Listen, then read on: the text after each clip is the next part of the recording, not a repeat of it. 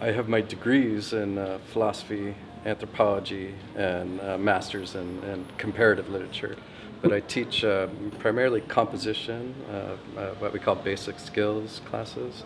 I have credentials to teach all the way up, world literature, British literature, American literature. So sometimes I teach literature classes, a lot of critical thinking classes. By 19 years old, and kind of knew that I was going to be a teacher.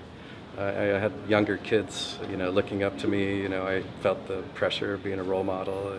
Wanted to set a good example. I did really well in school when I kind of woke up to that understanding that, certain people were looking at me as a role model. When I got to college, I was upset, that I couldn't study more. I would have been happy to study geology. I would have been happy to study geography.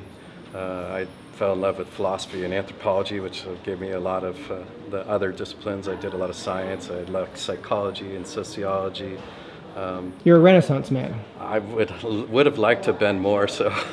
Okay. Can you give me a concrete example of how you teach critical thinking to students, especially your young students? I think one of my favorites is I kind of focus on the ideas of justice. Like, what does justice mean? By definition, how do we understand justice? And then I read social issues through the lens of various philosophers on theories of justice. How do you engage a quiet classroom?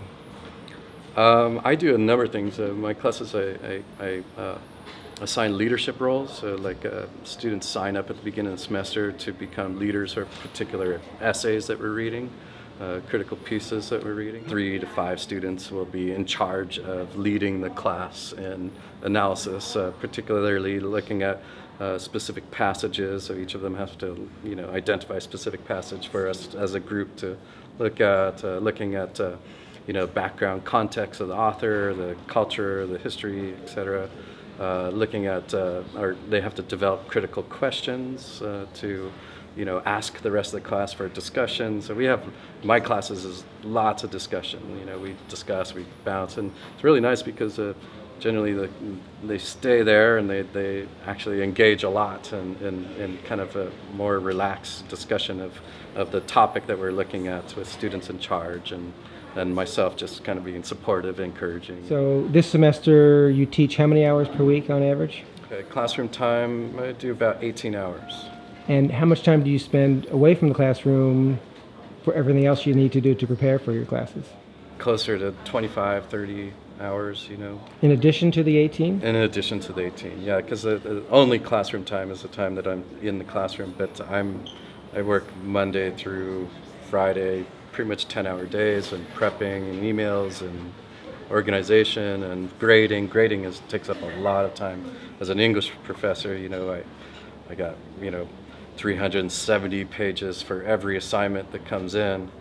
Multiply that by 5 assignments, 4 to 5 assignments, and 370 pages at leisure reading would be, a couple days of sitting still doing nothing.